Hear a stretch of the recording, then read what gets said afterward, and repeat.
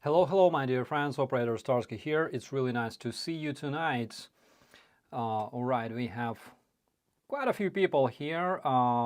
We have quite a lot of familiar names in the chat. It's really nice to see you guys. It's been a while, actually. This week was crazy. But we also have a lot of news and we have a lot of interesting things to talk about, specifically about the so-called Wagnerites. I can see that my video may lag a bit. Really sorry about that. We're broadcasting from Ukraine in the end. Yeah, so Wagnerites. Convicts who were offered freedom in exchange for their life that nobody cared about. Approximately 30,000 Wagnerites were, approximately, because the real numbers are very different. The different sources give different numbers, but approximately 30 to 35,000 Wagnerites were hired by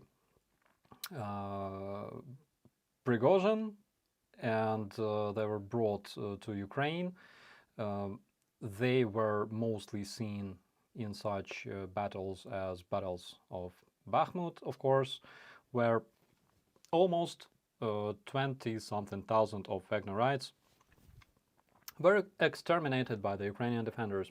According to Wagnerites themselves, according to the statistics published by Prigozhin and other goons. Of course, Wagnerites, and specifically convicts, they were used in Bakhmut as cannon fodder. They were used in meat assaults a lot. So their main task was to... I'm really sorry about a low volume. Unfortunately, I did my best to improve it. Maybe you gotta check the volume on a YouTube somewhere here, I believe. So they were used in meat assaults, and their main task was to crawl to the Ukrainian positions and get control of some area, some spot, preferably make a trench, a foxhole, and then others would crawl to them and enforce this trench. Audio is way too low. Way too low. Okay, let me see what I can change here. I can bump up the sound a bit. Okay, some to mono, and all right. Does it work? Guys, please let me know if it works. I really need to know.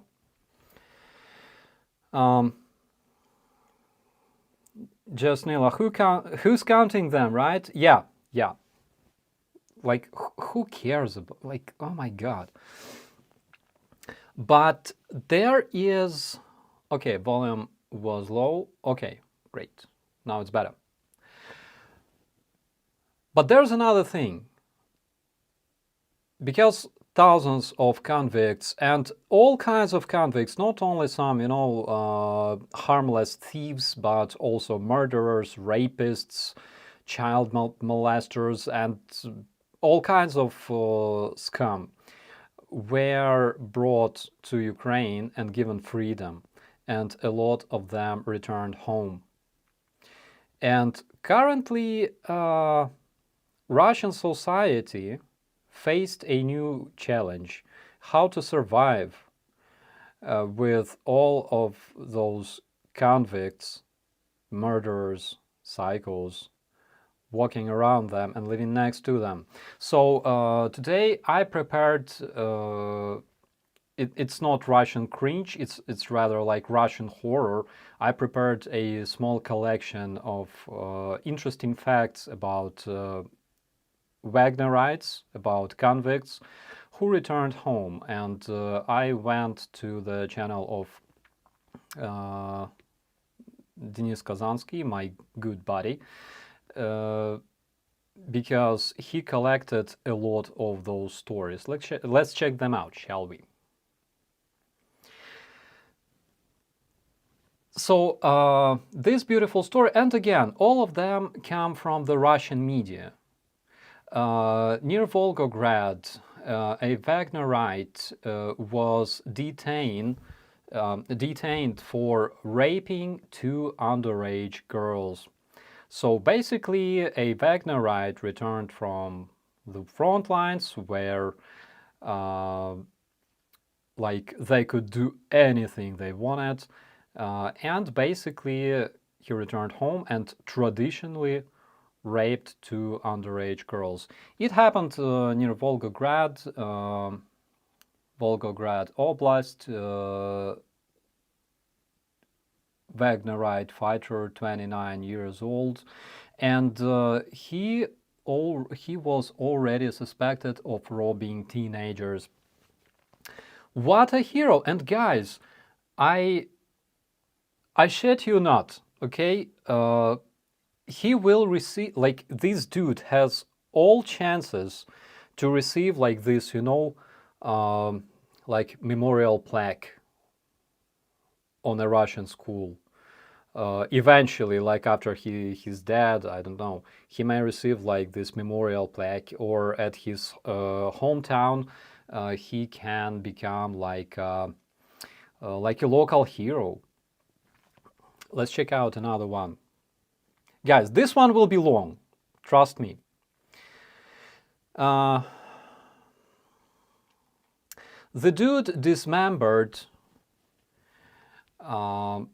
a girl, and basically he decapitated a young girl, 18-year-old girl in Chita. And he was supposed to spend 14 years behind bars. Russian Wagnerite. He was supposed to spend 14 years behind the bars, but Prigozhin came up to this dude and said, "Dude, do you want to fight? Like you will receive freedom. You will be forgiven for your sins." He's like, "Yeah, of course." So he was brought to Ukraine, where he murdered civilians, where he murdered Ukrainian defenders. Then he returned home, and he murdered another person. He dismembered a Russian citizen, and he went straight to prison once again. This dude is not Wagnerite. He belonged to Storm Z, so-called, and he murdered a woman in Anthracite. Anthracite is a city in Donbass. He murdered a woman, and later local goons who do the duties that look like police in other civilized places of Earth.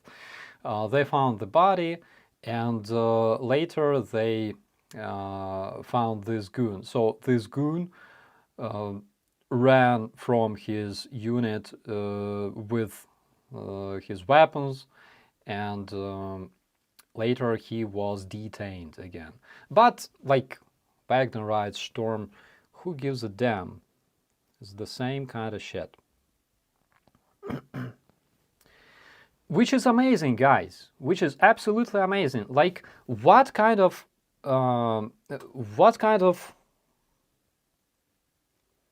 not like plan, rather, yeah, plan. The dudes who planned all this, who planned to involve convicts, like in the times of the World War II, the dudes who planned to involve convicts, of course they realized that they will not be completely eliminated at the front line. Of course they will return, and they will keep doing all that shit. They will keep murdering, raping, doing incredible things. But who cares? Who cares about Russians in Russia? Like, nobody does. Nobody gives a shit about them. Russians in Russia. In Bashkiria, A former Wagnerite asked his acquainted female friend to give him a ride to home, and then he kidnapped and raped her. So Oleg Mikhailov, 25 years old, he was detained and convicted in 2022 for murder. And he was supposed to spend 18 years behind bars for murder in Russia.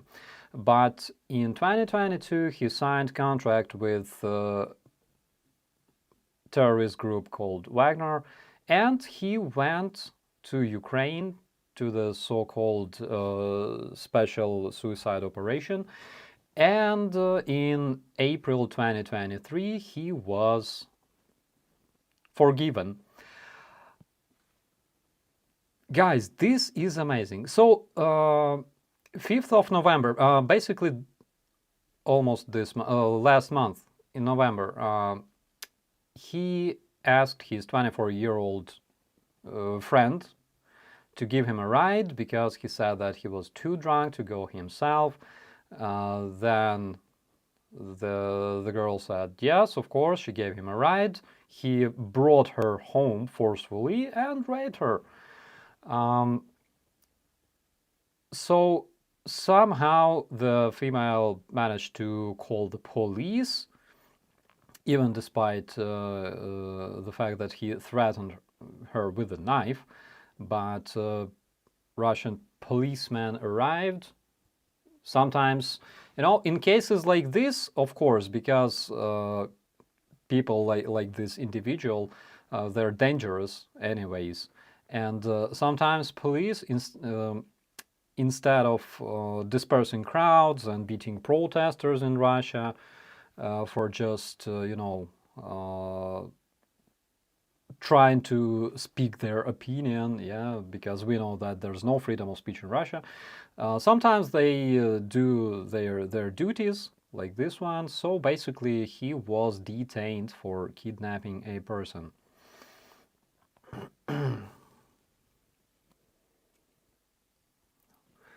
What a friend he is. He's amazing friend. He's a Russian friend. It's a Russian type of friend, guys.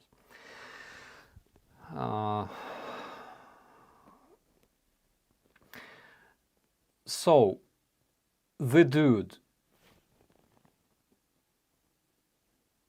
Artyom Жеребцов, in Volskaya, beat up a 43-year-old man to death after returning from the war in Ukraine, from the front lines.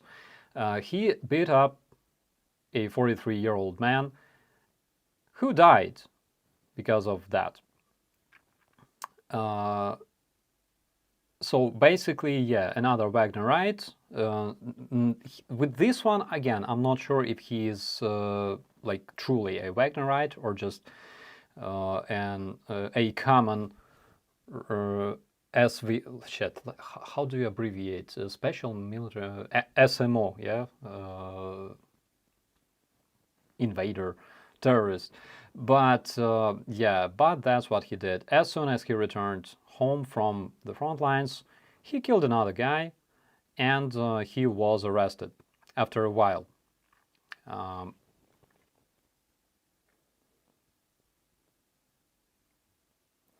Oh, you remember this one because this dude was in some of my streams in Nizhegorодsk.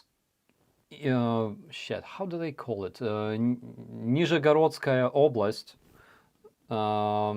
The dude who was convicted for beating his grandfather to death and who was sitting behind the bars doing his time for that. He returned from the front lines. He met the pupils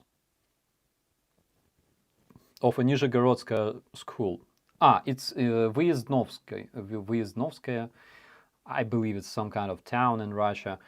So this Wagnerite returned from front lines, and of course, he was invited to a local school where he met children, and he was teaching them how to be a Russian supremacist and how to kill Ukrainian civilians.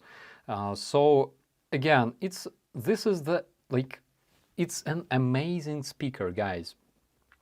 The dude who killed his own grandfather and who was spending his time in prison went to the war where he did like same shit on the front lines. Then he returned home and they invited him to school to speak to kids. This is so amazing. Russian convicts, like, of course, they don't change. I believe, like, of course, it's a widespread problem because, you know, I'm subscribed to Larry Lawton, former jewelry thief from the U.S., where he explains a lot of details about his days in prison, his years in prison. There's a lot of interesting information, but he criticizes the system a lot. Actually, he says that people who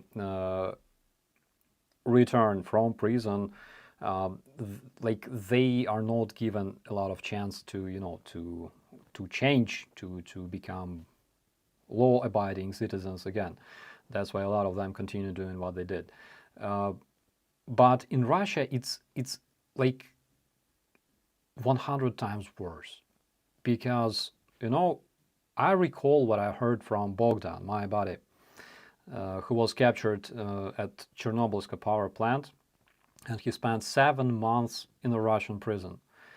And we will talk about Bogdan a bit later, okay? Because there's still a lot of interesting things. But this one, like, guys, it's amazing. Those people are considered heroes in Russia, like actual convicts, actual people who spent their time in prison for things like murder, rape, and things like that. This one is very exciting. So another Wagnerite returned from the war, and they had a party with his friend. I hope you're not tired, because we still have some more things like that to see, to review. So they had a small party, they drank, and then this Wagnerite took a shotgun and shot his friend. And of course, he was arrested and brought to prison again. Maybe he will be given another chance, you know, to go to Ukraine and fight once again. It's like life cycle of a Russian in Russia, which is amazing. This is what Discovery Channel should really study.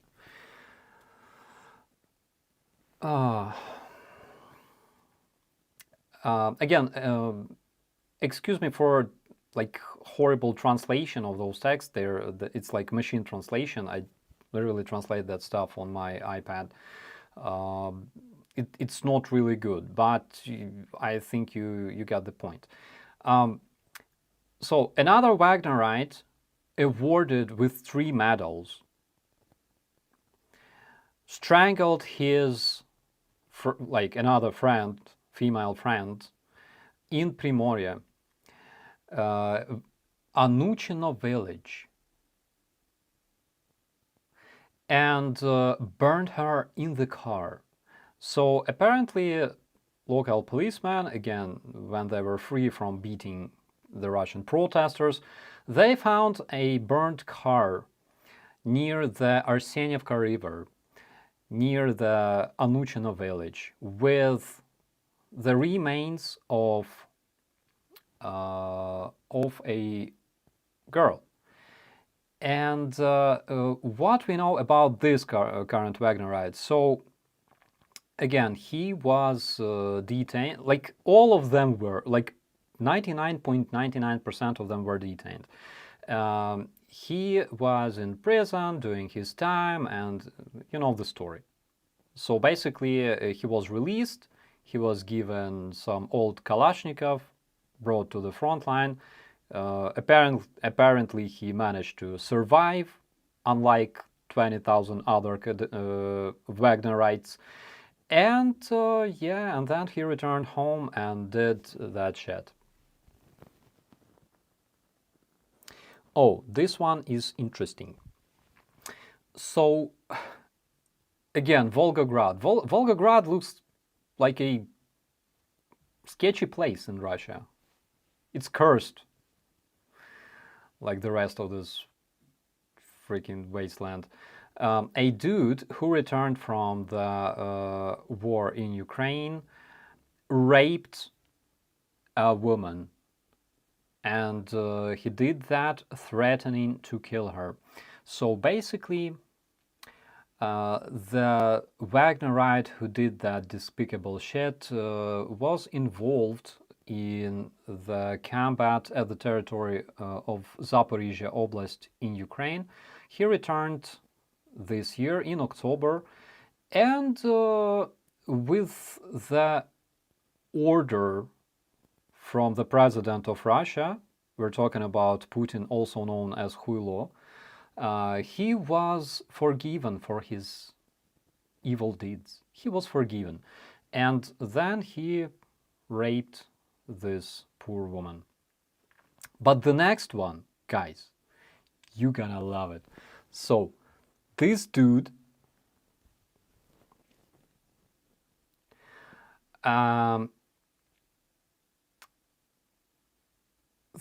was a Russian Satanist who killed and dismembered 4 kids, four teenagers in Russia. And basically, he was given 20 years in prison for murder. Again, I'm not sure if it's normal, like 20 years behind bars for killing and dismembering 4 teenagers. Can that be a case in your country? Please let me know, because to me it sounds crazy. He should have received like life at least, or several. 20 years for murdering 4 teenagers. But anyways, he was forgiven. Of course, he was supposed to spend 20 years behind bars. He was supposed to be released in 2030. Well, yeah, in like roughly 6 years, he would be released anyways. But he went to the front lines, and he was released by the order of Vladimir Putin, also known as Huilo. Russians love to project things, you know, and when they talk about like Ukrainian Satanists, well, you see yourself.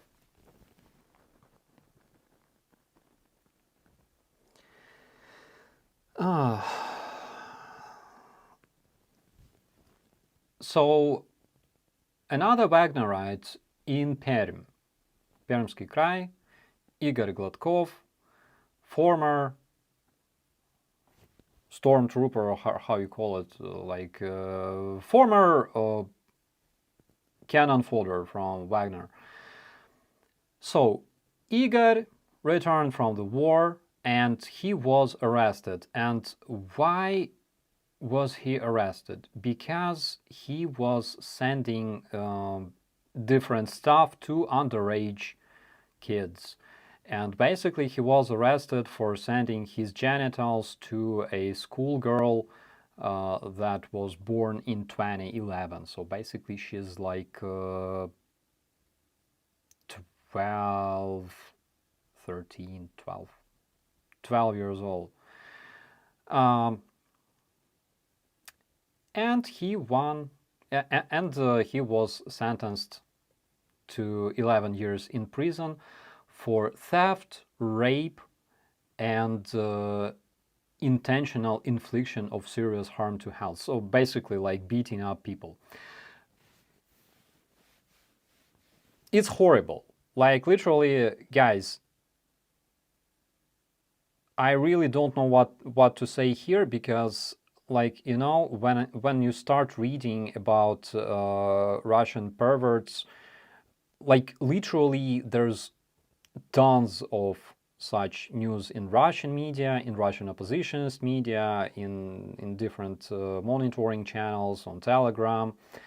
But when you start reading all that crazy shit about Russians doing like crazy shit to underage kids, it's insane. And looking at Putin, who likes dummies, basically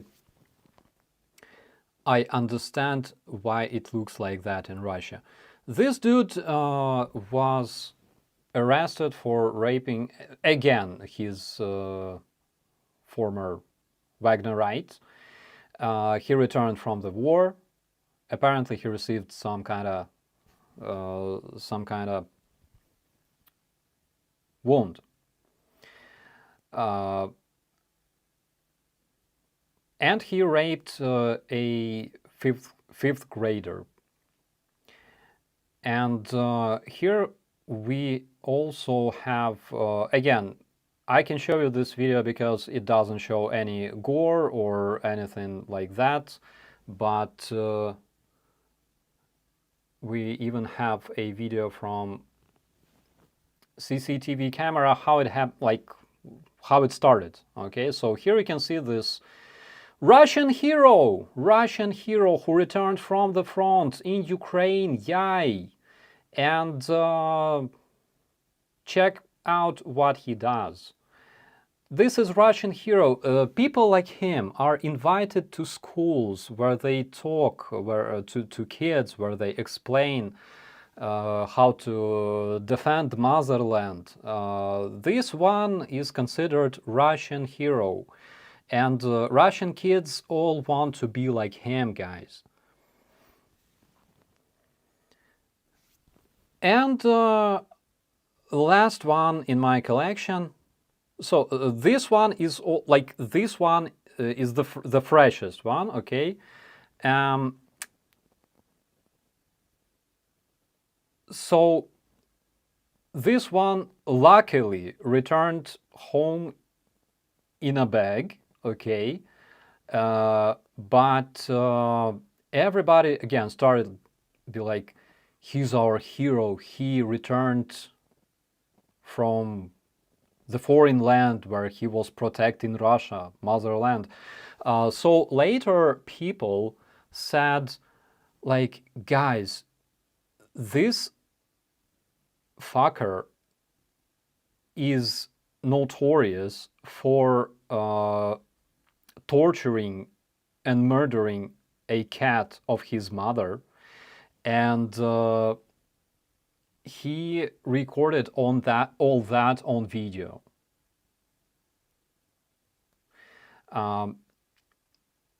Basically, this is why he became like known in Russia, right?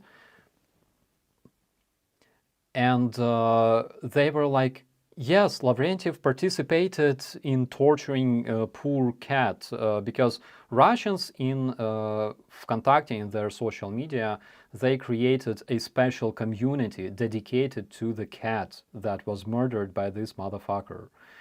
And again, judging from Alexei Milchikov, they absolutely love doing that, like torturing animals, torturing pets, torturing people, because this is something that makes them Russian, this is something that makes them proud. And they say, but despite all that, he redeemed his sins, and he was forgiven because he paid with his life in Ukraine, in a foreign land that was invaded by fuckers like him. What's wrong with those people? Sometimes I think that like, because we live for such a long time next to Russians, sometimes I think that, like, I can understand what they think, right? I can at least try to understand, like, their mentality. But sometimes I just can't, guys, because if you want to understand a motherfucker who either, like, rapes a 5th grader or tortures a cat, or like that fucker Milchakov decapitates puppies, right, on camera, you gotta, like, you gotta accept that you can be like them. You gotta accept their way of thinking. Like, I cannot imagine that shit. At the same time, there's so many fuckers out there who say, well, yeah, they do that because Ukrainians also do that, because, like, everybody do. Like, no, not everybody. Don't fucking bullshit people. Don't lie to yourself. If you accept that you can be a fucking rapist, that's your problem. Don't try to convince that everybody does that shit, because it's wrong.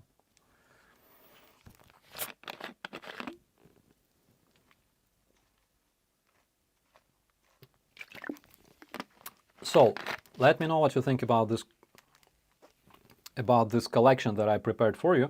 I will be showing you such things from time to time. Not the best topic to discuss during the Friday night chill, right? But what can we do?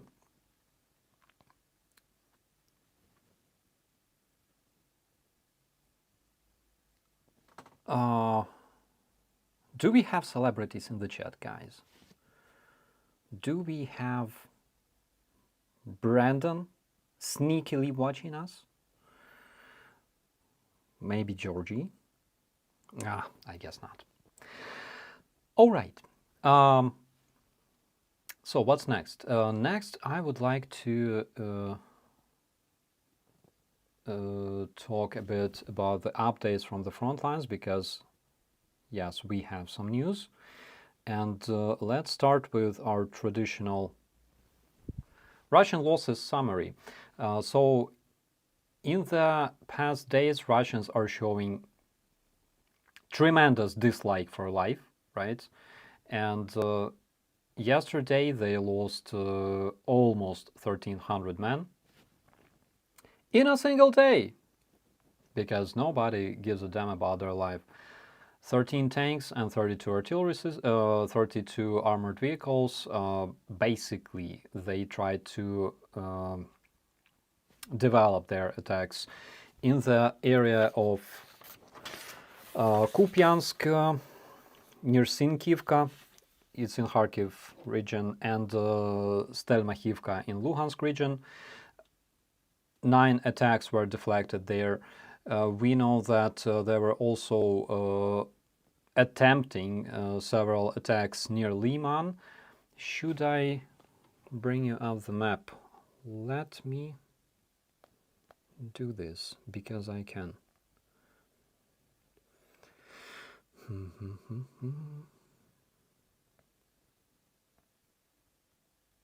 All right.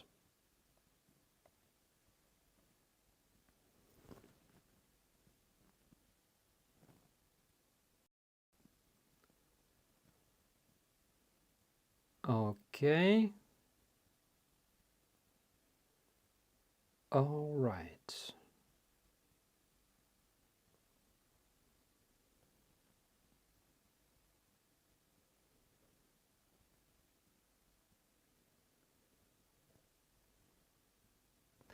All right. So we were talking Kupiansk, which is Kharkiv region. It's located here. The recent attack yesterday happened near Sinkivka village. And in Liman,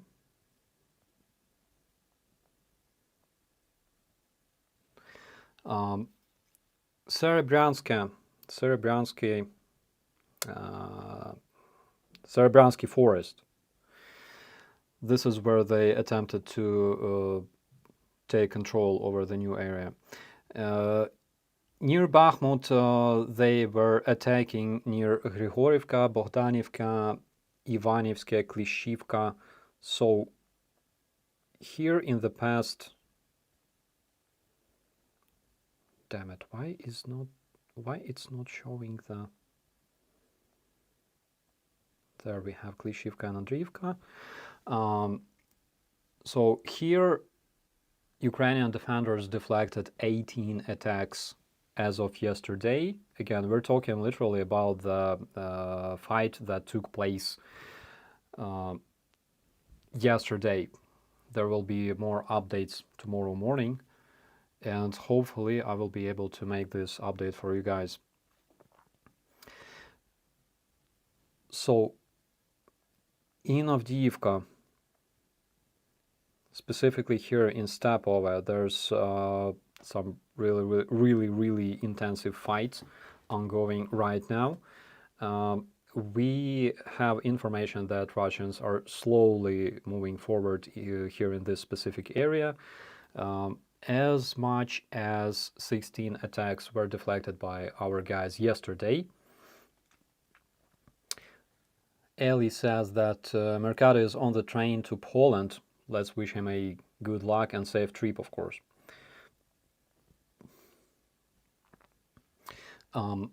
And here they also attempted to move forward in Pervomayske.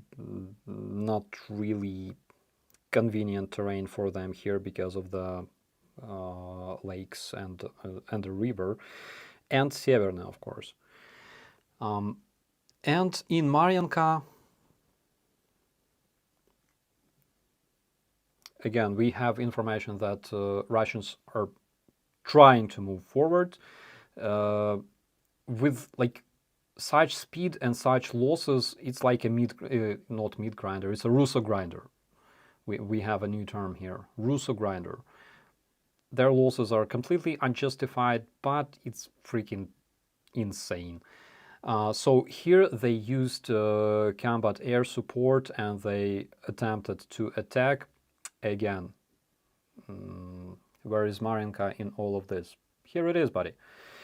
But they were not successful. In Shakhtarska, there were no attacks in the past 24 hours. And near Zaporizhia, here we can see Robotina village. Russians tried to return the control over their lost positions there 10 times as of yesterday. No, they were not lucky. What we know about our guys, so our missile troops destroyed 3 areas of concentrated Russian personnel, as well as their ammo storages and combat vehicles. And 5 more ammo storages were eliminated by our HIMARS. Let's call them the way they are, our HIMARS troops. HIMARS Himarsovich is giving them hell, which is great, which is fantastic.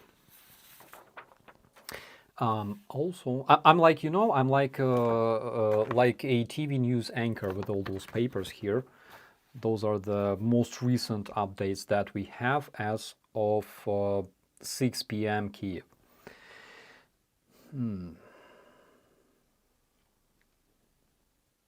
What else? Also, we have this beautiful news about the Russian general.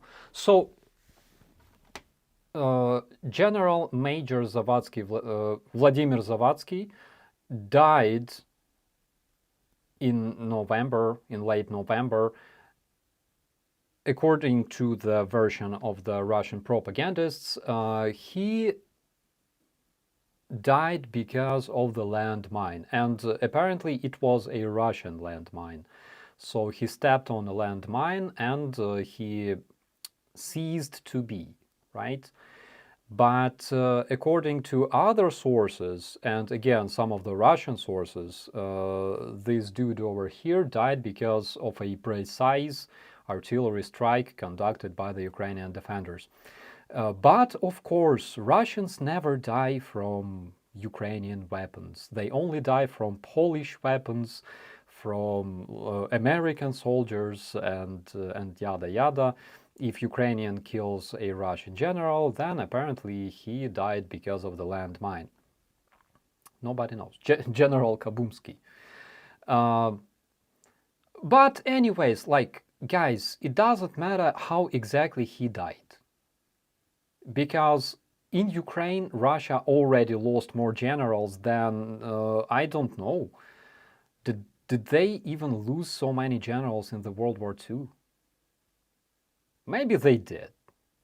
I gotta check this information. But I doubt that they ever lost so many top-ranked commanders ever since that time, ever since the end of the World War II.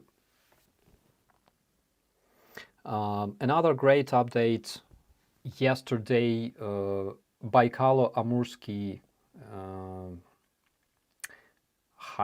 not like highway, basically, yeah, Baikalo-Amursky tunnel ceased to be because of an unfortunate explosion that happened there. So basically this is like the only connection between, not the only, but only big and most convenient connection between Russia and China. And this place was used, this connection was often used by Russians to deliver weapons from their Chinese allies. And yesterday, under a train, 4 explosive devices went off, and this connection will not be used in the closest time, which is great. So the other day, Russians were like bragging about destroying a Ukrainian Su-25, and like internet was full of this shit. Remember them like spreading, like disseminating this bullshit about the death of Budanov, death of Zaluzhny. They don't talk about this now, apparently, but yeah, you remember how it was, right? So when they hit the Su-25, they were like, it's as if they won the war, okay? They were so happy, and like internet was full of that video showing them destroying a Ukrainian Su-25, which apparently wasn't really an actual airplane, because judging from what we see, it was a dummy. Like, sorry, of course you will see Russians like proving that no, it was like an actual airplane, but let them believe what they want to believe. Again, we will never change their opinion. We can only make them good. The Ministry of Defense of Ukraine finished testing a new so-called trench electronic warfare machine. Not sure if this is the actual picture. I have some more pictures which look really different. So I'm not sure. Let's say that this one is just for illustration, right? But this complex finished all the testing, and soon it will be delivered to our guys. So basically, what we know about this electronic warfare machine. So it's a tactical device that can be used against strike drones like Lancet, and Lancets are very bad, guys. They are really, really dangerous. And they're basically pain in the ass right now for us. So they will be able to disrupt their controls, and they can be also used against Russian FPV drones. So according to the Ministry of Defense, the testing was successful, which is great. And yeah, and now they will produce them in big numbers and send them to the front lines. We will see a lot of that stuff, guys, because the war in Ukraine is like nothing else. The war in Ukraine showed us tremendous use for strike drones, surveillance drones. We were using surveillance drones for quite a while in 2015, 2016. I shot one down in 2017, but that's not the point. And of course, we will be introducing new measures and countermeasures against those drones. What is the range? So I cannot tell you because currently we don't have any technical specifications for this stuff. But because we're talking about things like Lancet drones, I believe no less than maybe 3 kilometers. It's just my, let's say, my guess, okay, my big guess. And 3 kilometers may be a lot. But on the tactical level, who knows? We'll see. I bet on 3 kilometers. If you know better, I bet $10.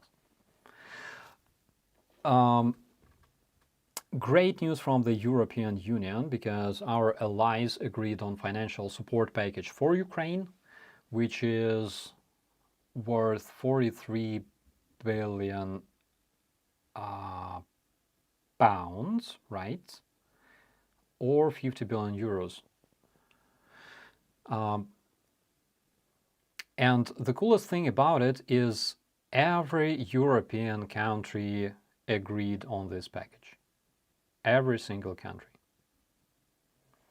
Which again shows amazing, incredible support for Ukraine, no matter what the motherfuckers and degenerates are trying to, like everybody's tired, we have to stop supporting Ukraine so they will finally die and stop bothering us and shit. No, the world keeps supporting Ukraine, and it will be like that. Of course, Russians, as we know, will do everything to disrupt this alliance between countries, destabilize those countries, but nothing will change.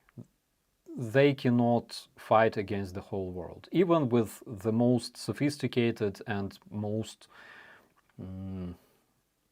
perfect informational warfare machine that they developed, they will fail. Again, today I was watching this absolutely amazing mini documentary on the Finnish sniper Sima. I read several stories about him previously, and this one. Do you know this channel called 32? He does some crazy videos. There was a video about a NASA experiment on communicating with dolphins, and there was this lady who tried to communicate with dolphin, and they lived together with dolphin in a room, and sometimes, because this dolphin became attached to her, sometimes he would get too excited in her presence, and then she was like she had to transport him to another pool with female dolphins, but it would take a lot of time. So eventually she decided that she will help him herself in such cases, which he did. It's crazy. I don't know. Check this out. It's 32. 30 and number 2. Yeah, it's amazing. But there was another story about this Finnish sniper, and what was amazing. Again, Russians that started bombing Finland, and Finland is a small country. It's small. Their population was something like 3 million people back then. And Russians started bombing their country, but of course, they said that they were not bombing; they were dropping food, liberating Finns from Finns. But this country, the population of this country was outnumbered, like approximately 50-1, and even despite they lost some land was lost to Russians, but they won this fight, and they remained a nation. They remained a country. They were outnumbered 50-1, and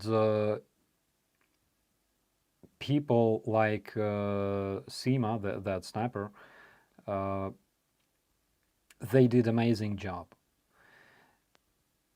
And now we can see absolutely same fuckery in Ukraine, and this time Ukrainian people are outnumbered. The whole Ukrainian population is roughly outnumbered 4-1.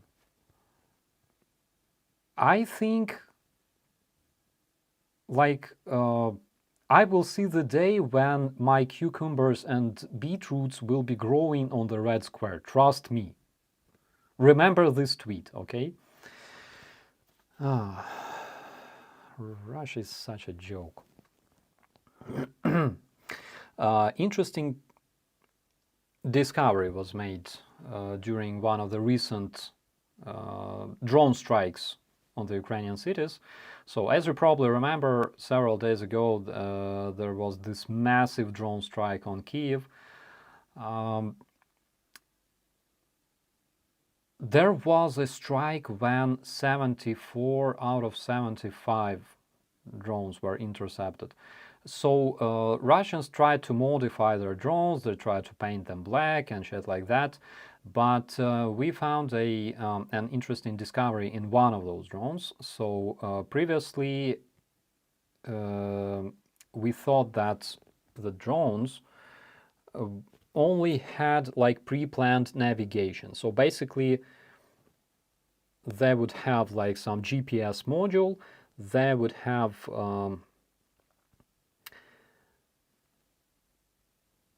oh, Roman Kulish here. Roman, my brother. Roman is my brother, and not just my brother, he's my biological brother. It's really nice to see you here. So previously we thought that those drones, because we collected the wrecks and we examined them, and we learned that the drones had pre-planned navigation, pre-planned route, and they would follow that route. So currently we found among the wrecks this sophisticated device which was printed on 3D printer, which is amazing. Yeah, Roman says, nice woodwork. Yeah, so guys, that is literally a SIM card. Hi Revan, by the way. So that is a SIM card. So basically, here I have a closer picture. That is like a modem, and that is a SIM card of a Ukrainian mobile provider. And this drone can be directed through this device. Not like it can be operated in the real time, but in the real time they can correct the road of any given drone, the Shahed drone. And for example, if they see that they fail in some of the areas, they can direct those drones to different areas or to the different target. So this is interesting. Interesting Russian, sophisticated Russian invention. drones with SIM cards. Fuck, they like. I can understand if they use like those Landsats, like invented, created in Russia, and yada yada, but they only fly no no more than 70 kilometers, something like that. Fuck. We're fighting against terrorists that make like custom shit.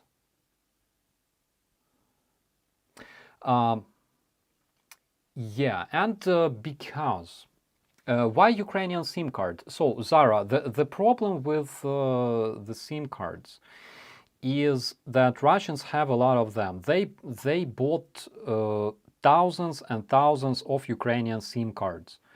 And it's easy to do in Ukraine because in Ukraine, usually you're not required to give your ID. You're not required to have like IBAN, for example, like in Germany, right? You're not required to have all that. You can literally buy prepaid SIM cards and use them. As easy as that. Russians used Ukrainian SIM cards for several reasons. They like to use our SIM cards because they need to create those massive bot farms. There were millions of Russian bot accounts eliminated in the past 2 years with the help of the security service of Ukraine. Also, they like to the reason why they like to use Ukrainian cards is because it's like it's harder to trace because they're Ukrainian, right? They have Ukrainian registration. If you have like several millions bots, several millions unique accounts that originated in Ukraine, you can do all kinds of crazy shit. Russia blocked Facebook in Russia. No, like Russians don't use Facebook in Russia, but Russians actively use Facebook in Ukraine. So yeah, and of course they now use Ukrainian SIM cards for this purpose as well.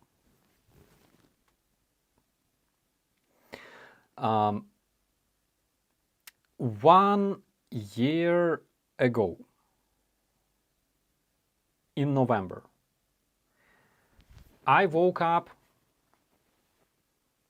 from a call and some unknown voice told me, Andrew, is that you? I'm like, yeah, and I was sleepy. I think it was like after a stream or something. And I was like half asleep, and he was like, Andrew, that's Bogdan. Bogdan Shidlovsky. I woke up immediately and I was like, I was screaming, I was crying because Bogdan was taken as prisoner by Russians on the first day. I remember right after the fight at Hostomel, we were evacuated and I was in the track going to the Kyiv downtown. And oh, greetings from Shanghai. Hello to beautiful Shanghai. And I received a message from Bogdan. He said, we're surrounded, like there's no chance. And I'm like, see you, my friend. And like this new, like I lost a lot of friends, but Bogdan, we were good buddies, okay? In the army, we were good buddies. And Bogdan is the only sergeant from all of my former subordinates I drank beer with. So it was personal.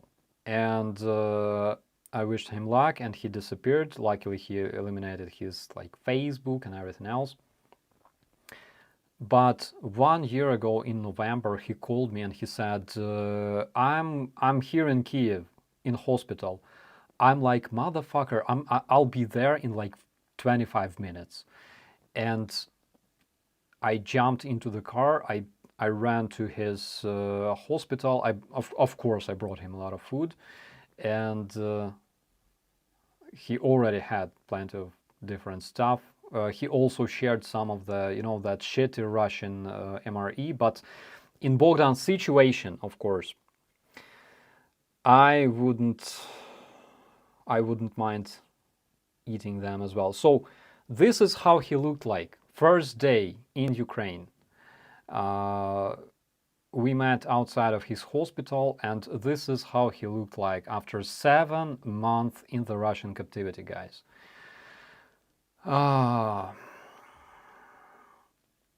Imagine like a Greek god, okay? So that's Bogdan before the captivity.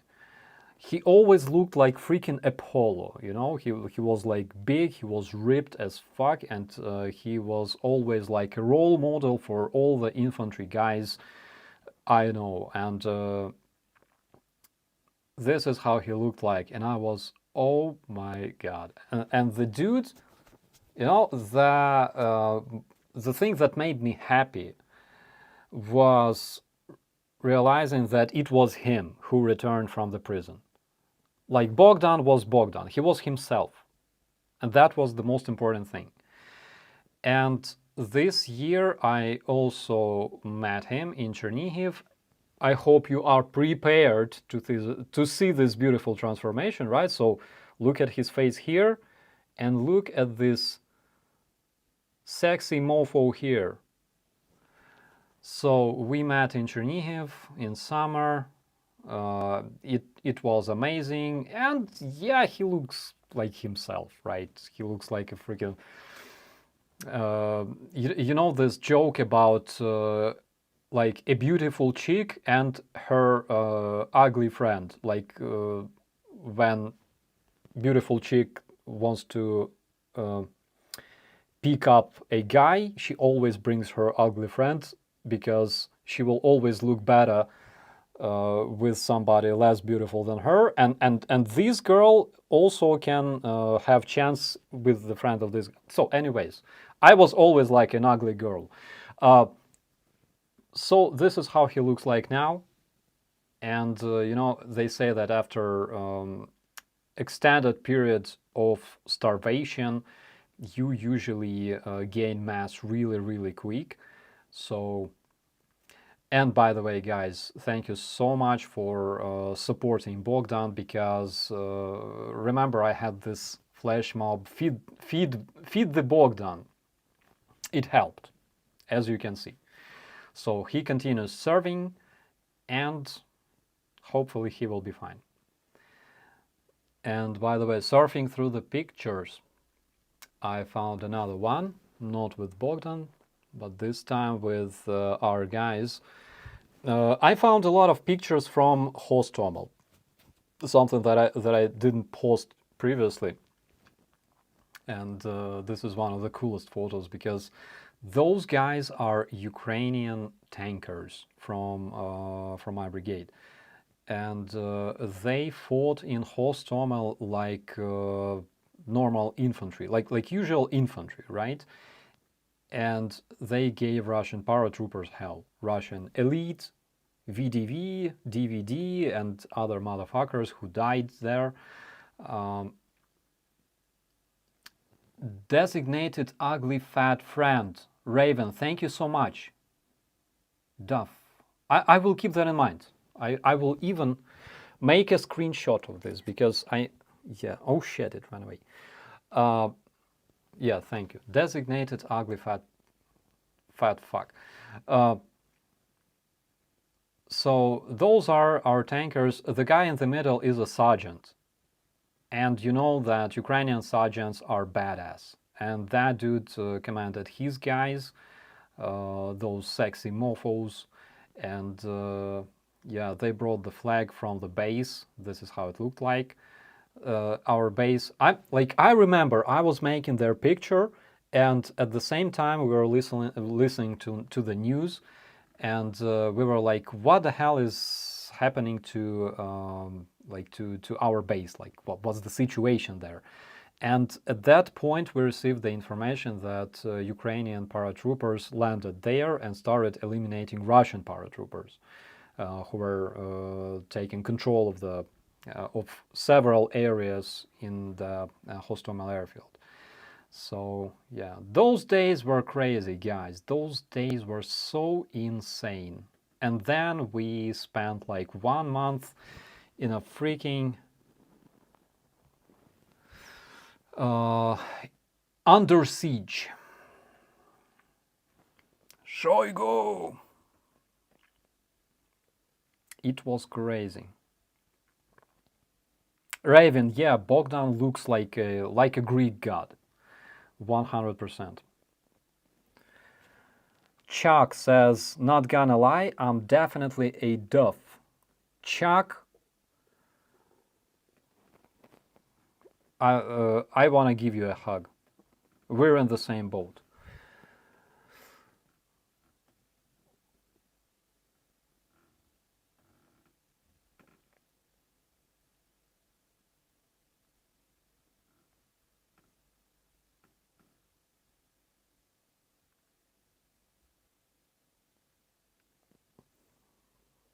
Shoigu, Gerasimov.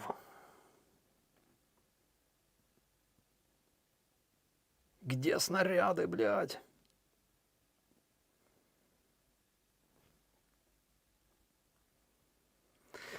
Okay, we have greetings from the UK. By the way, let me know your oblast, please.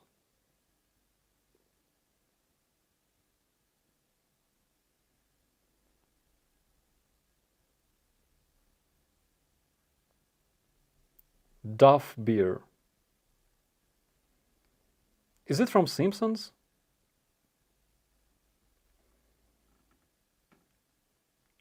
David K. Suka bled.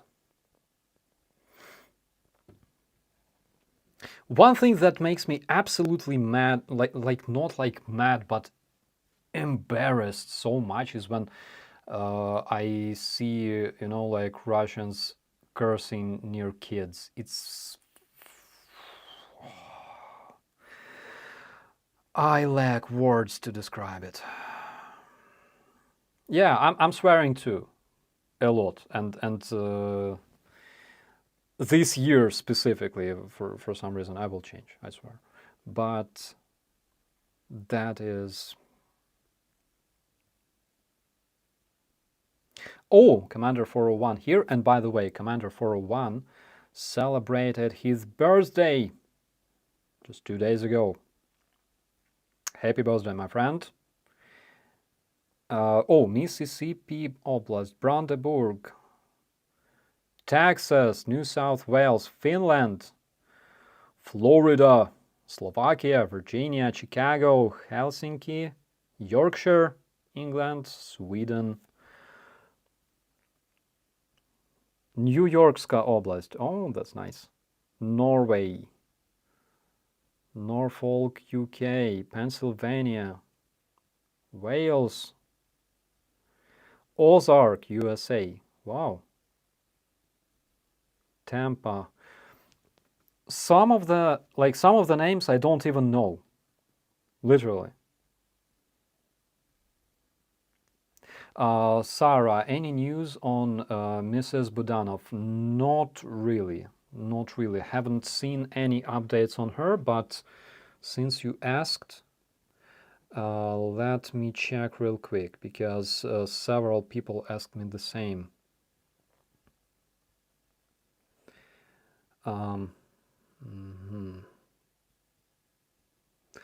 Oh, so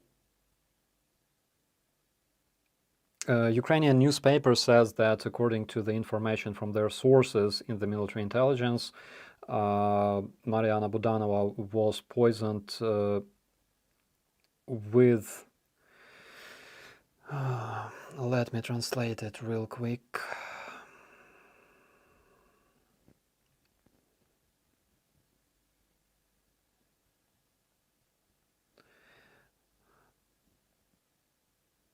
This word, which sounds like... Ukrainian newspaper... wait. So it sounds like this.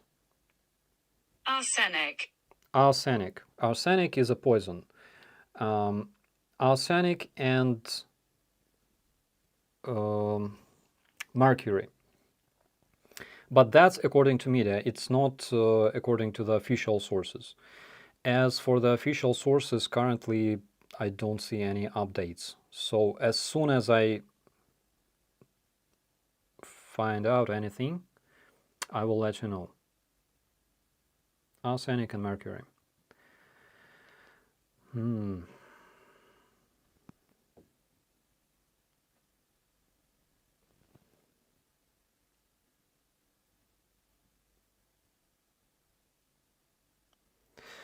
Did they get the traitors who did the poisoning? I'm sure they will. And I'm sure probably they already did. Knowing the military intelligence of Ukraine guys.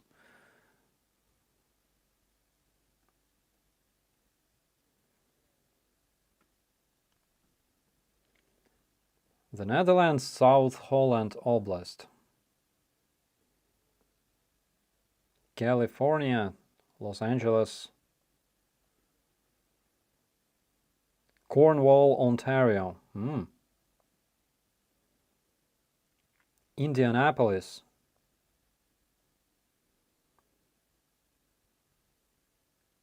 Calgary. Atlanta.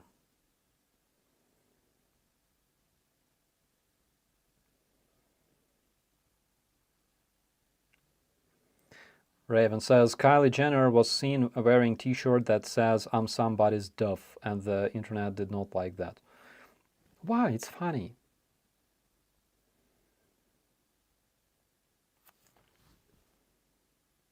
Glasgow, Scotland. I noticed that a lot of people from the UK, from Scotland, from Ireland watch my channel as well, which is awesome, which is amazing. Göteborg, Sweden. Limburg. Stockholm.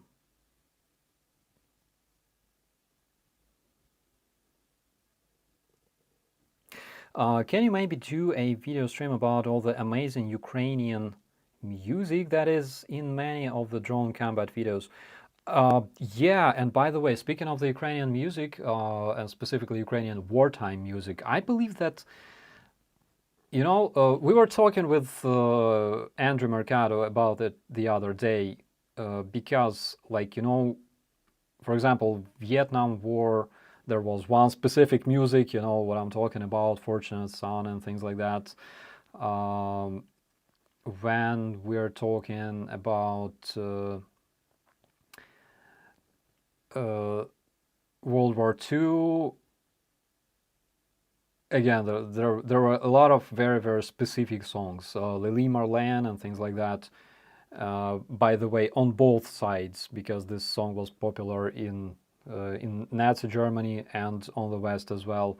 But when we're talking about the war in Ukraine, I think it will go down in history. I mean, the music, Доброго вечора, ми з України, and things like that, this music will go down in history as Ukrainian wartime style, probably. Because, you know, whenever I hear those electronic beats and electronic bass line, I have this, you know, this instant association. Yeah. Unfortunately, it's not metal, of course, but Rammstein is balls. I agree on that. Pro Bass and Hardy, yeah, that's what I'm talking about. You know what? You gotta check. Wait a second. I will drop you this link. So this song is so cool, and it's in my playlist. I think that, and by the way, I think that some kid sings this song, because the voice doesn't sound like you know, grown-up voice, but you gonna love it. And I'm sending it right into the, oh no, it's not the one. How the hell do I How the hell do I share you, man?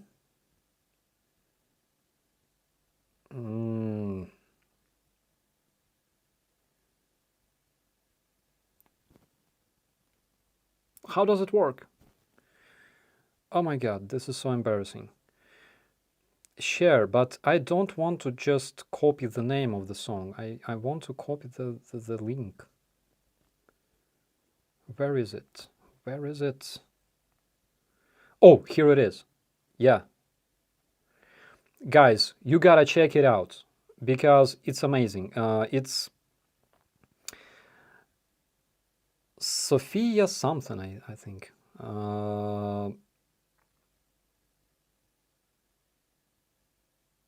It can be considered Ukrainian wartime song. You gotta check it out. Oh, Mama Duck, I'm a professor of music, currently visiting professor in residence at the University of Nebraska, Lincoln, but my primary university is Cambridge. It's so nice to see you here, professor. Sorry for cursing. Okay, I will never do that anymore on my streams. And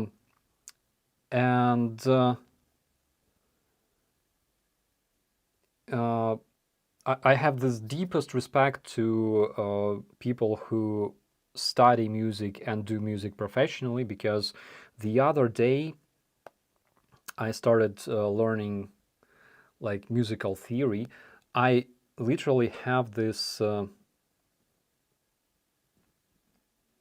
this circle of fifths here on my phone, and it works well. It's so good, and it's really helpful, by the way. Musical theory is insane and amazing at the same time.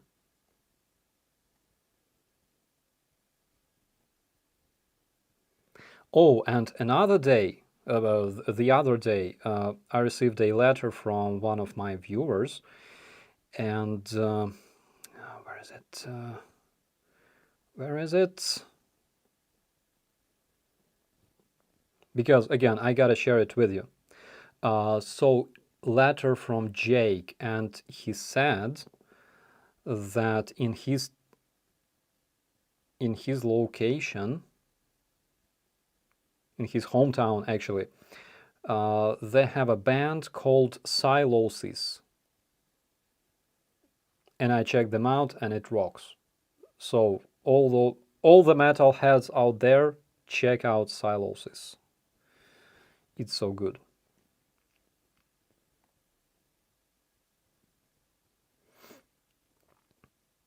Claire, Maine Oblast. If you happen to see Mr. King, okay, Mr. Stephen King, pass my biggest greetings and appreciation. Mr. King is a legend.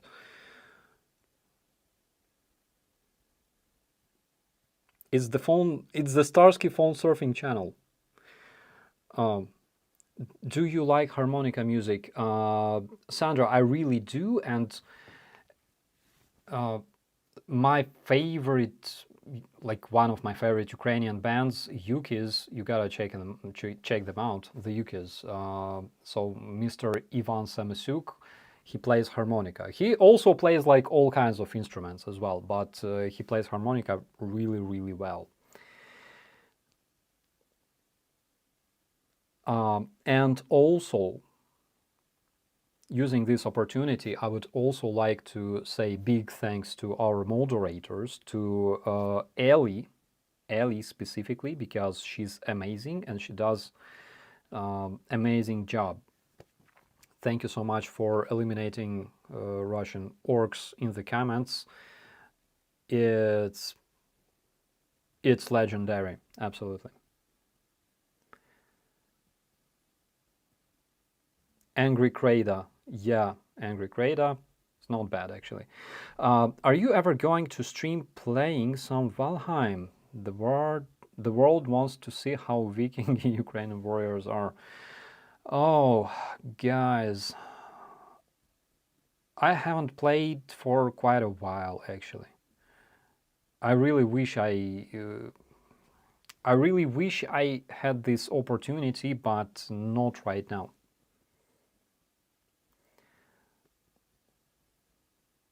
I'll have to hook you up with the music guy I know in Kiev. Try and I know a lot of music guys in Kiev actually. Antitila, yeah. Lori, I agree with you. Ukrainian band Antitila was amazing even before the war, and I always loved them. They have like this really specific style that is like, it's specific only to them. Like when you hear their music, you go, that's Antitila. Crown Games, when the war is over, you should play games with us. I would love to, my friend.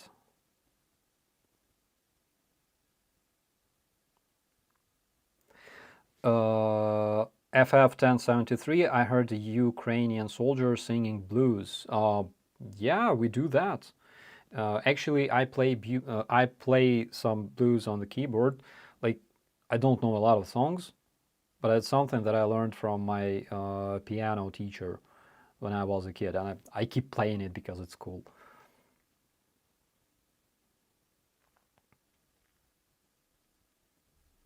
Cossack system is amazing. I will keep promoting Space of Variations. You gotta check them out. It's a Ukrainian metal band.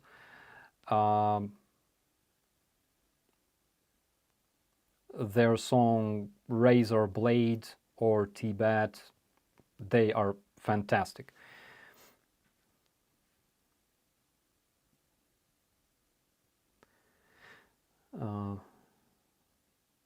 Paul Koval, I apologize, German techno. German techno rocks, actually. German techno was something that gave birth to techno Viking.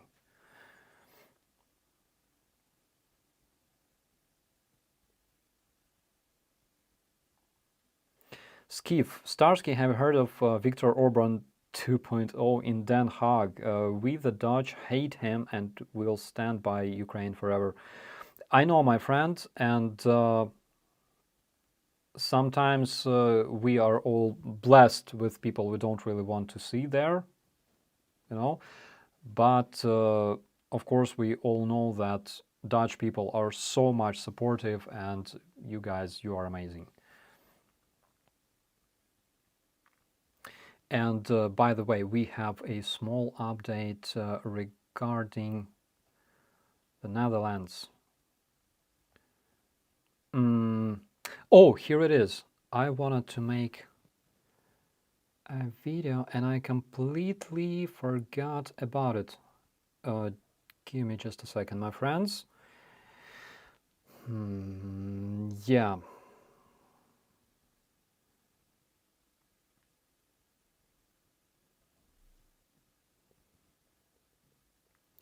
All right. So what we can see here on this video is 3 field hospitals and 6 evacuation vehicles delivered to Ukraine from Netherlands.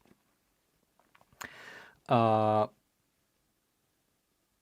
company called Hospitainer, with the help of the government of the Netherlands, gave 3 module field hospitals and 6 medical evacuation vehicles to the Ukrainian border guards. And Ukrainian border guards, they're not only the guys who stand on the border, on the checkpoints and do their duties, but we also have one brigade of the formed from the Ukrainian border guards.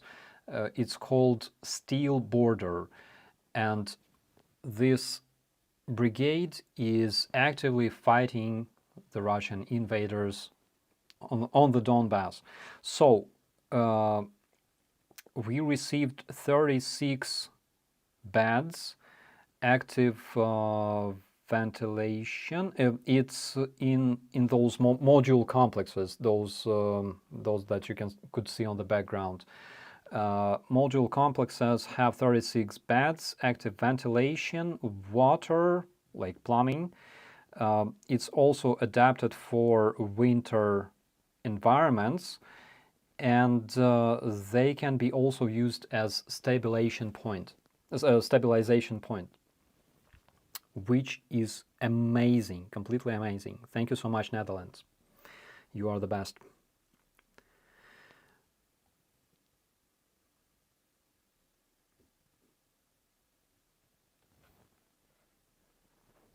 Mark Snyder, Fluffy was rehomed. Yes, she was. And she feels completely fine. Now she harasses 2 more other kittens and 3 other kids that are like 5, 6 years old.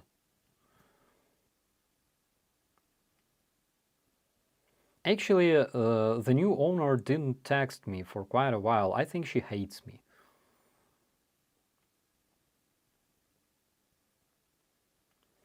Starsky, do you believe Voices for Ukraine is a great volunteer group in Ukraine? I've heard about them. I think they're legit.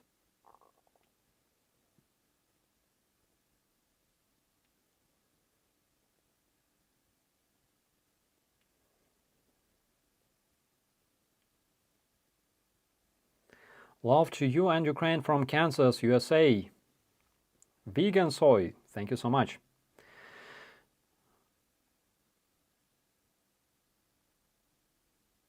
Your sketch on the Russian pop-up, yeah, I liked it too. I enjoyed it. You know, sometimes I lack inspiration, but then it's just like that. It would make my day if you play a clip of the Techno Viking right now on the stream. Yeah, oh, sorry.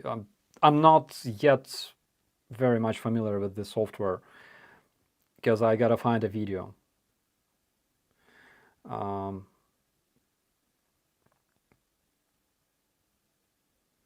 Rick the Ukrainian, are you here, my friend?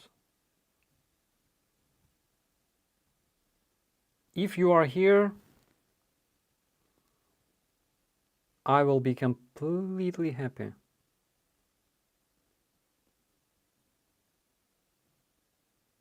Rick, where are you?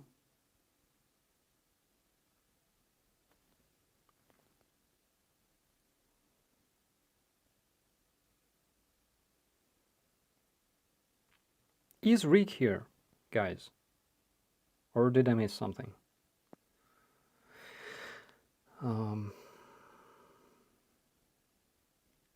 I wish you had time for a weekly short. I'll think about it.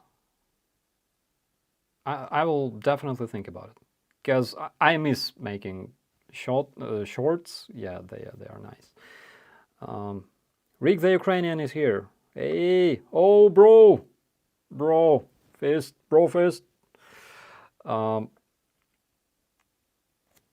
Yeah, Raven, another time. I'm really sorry. Yeah, because like if I could just snatch a video and drop it here, I would show you, but I cannot even show like a browser, which is something I miss.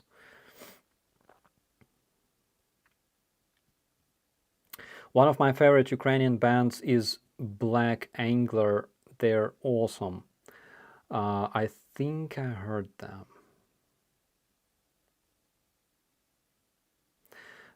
Spotless, are any of the foreign volunteers learning Ukrainian? Yeah, for example, Brandon Mitchell, he knows all kinds of Ukrainian words. He knows how to say pidors. He knows how to say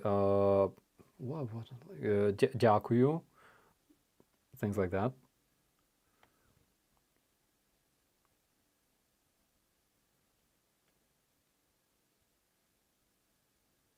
Oh, Rick has been watching the whole stream.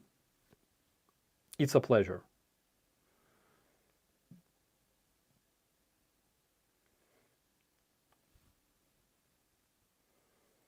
Canada spending $59 million on assault rifles and machine guns for Ukraine. That's right, Kate. They also bring several million rounds for those rifles and machine guns. Oh, Claire says, I'll tell Stephen King you say hi. Oh my God, I will be so honored. Like I had like whole collection of Stephen King in my home, like in Russian and Ukrainian. And specifically when we started publishing books in Ukrainian, finally in 2000s, I bought everything. Like I bought all the books from the Dark Tower series, and I read them several times because they're so good.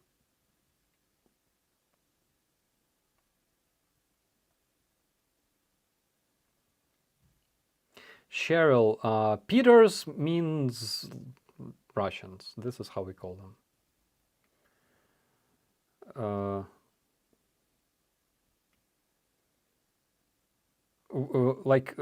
We don't hate gays, we don't hate LGBT, but this is like very specific derogative word for Russians because this is how they act.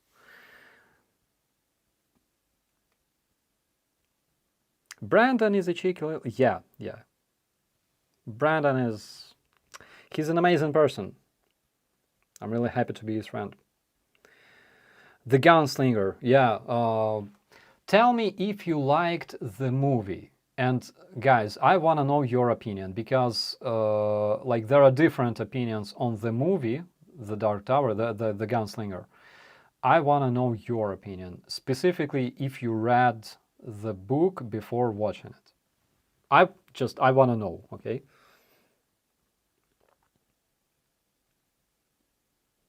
Do you see differences in fiction stories when written in Ukrainian versus Russian?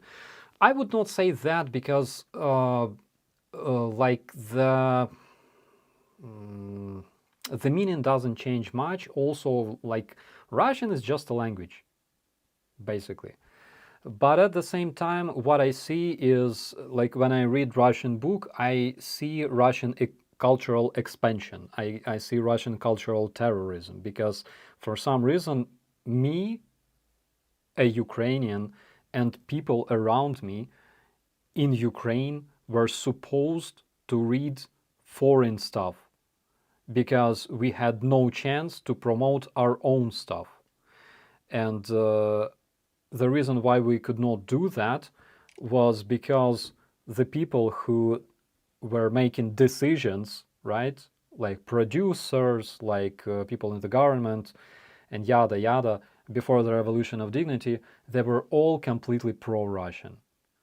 And that's why this tremendous Russian cultural expansion was everywhere in Ukraine, in our magazines, in our newspapers, in our books, television, movies, and like we were sick with this shit.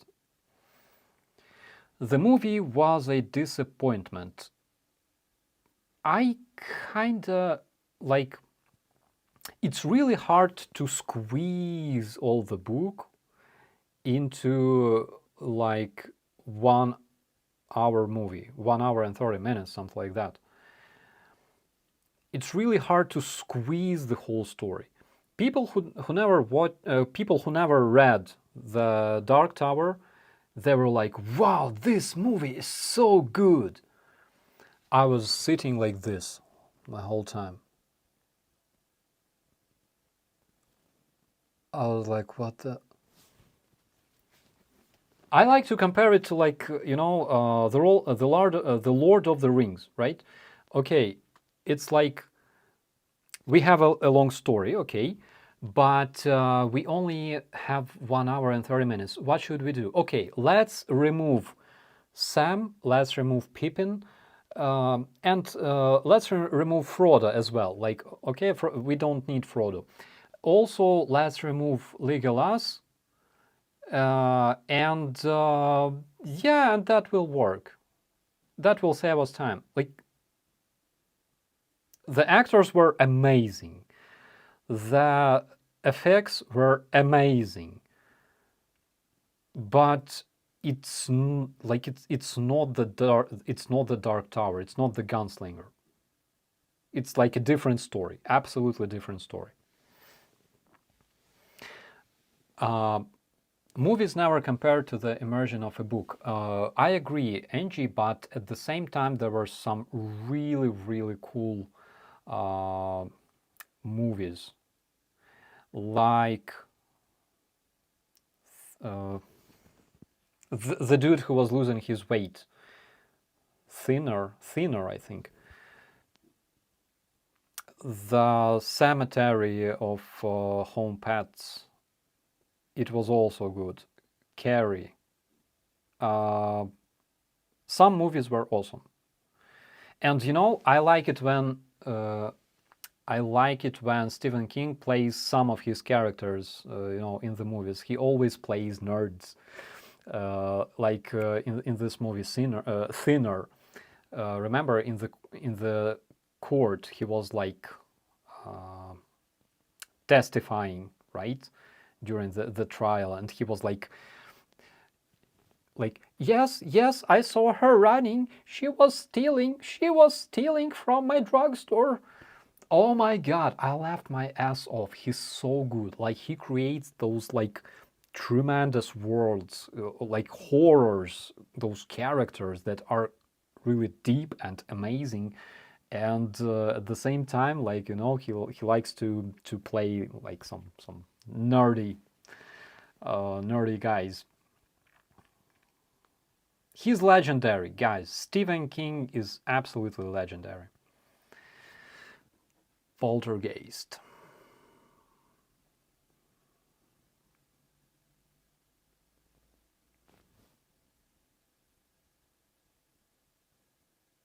Alfred Hitchcock, yeah.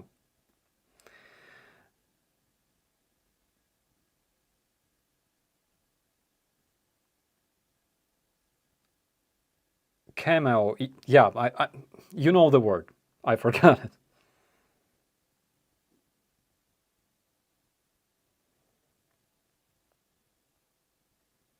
Maximum Overdrive.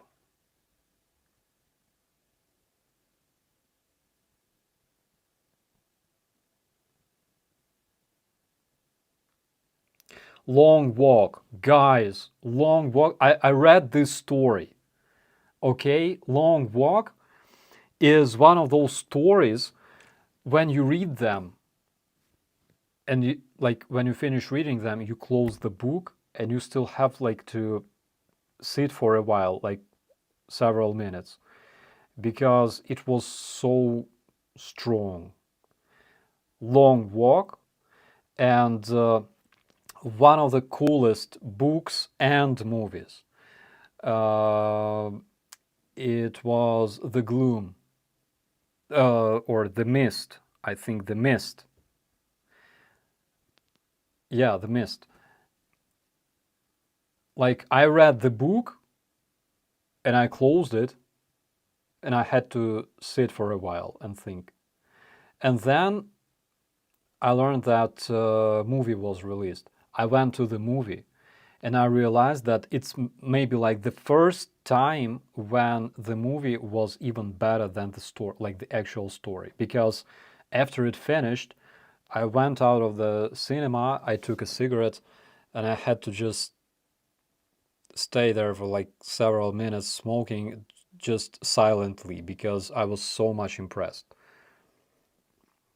Movie is amazing, specifically the ending. Not because it's very much like, yeah, the ending is different. Like, they die and they die for nothing. The dude kills his family for like, yeah, spoilers.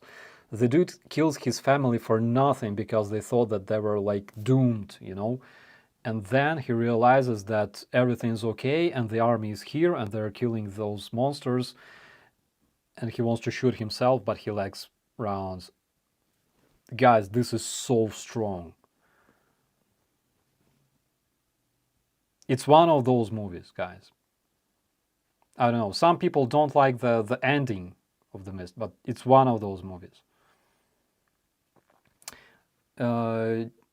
Jags, I play Mist Survival. Yeah, I played this game as well. I heard that they updated the map and some of the processes, right? But I didn't play it for quite a while, but it's good. It's really good. Pet Cemetery, yeah, that's the name.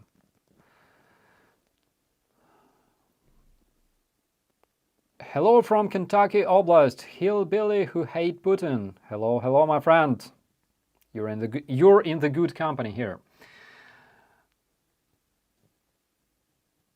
Daughter of Texas, yeah. Oh God, yes, and Van screamed at the end. Absolutely. Tried to read it about 10 times, but it scared the... Yeah. Stephen King is amazing. And I read several books. One of them were like dedicated to writing books, where he explained things like, you know, when he worked in the laundry, he was taking things from like bed sheets from hospital, bringing them to the laundry and washing those bed sheets.